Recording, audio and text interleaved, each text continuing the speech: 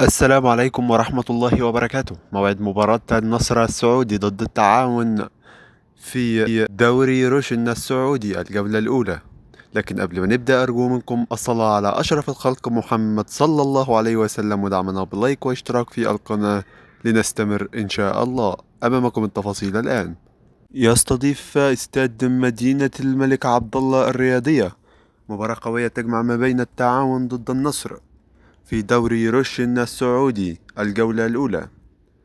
ستلعب المباراة بتاريخ الجمعة 29/8/2025. وقت المباراة سيكون الساعة 9 مساء بتوقيت السعودية مصر الأردن، الساعة 7 مساء بتوقيت تونس المغرب الجزائر.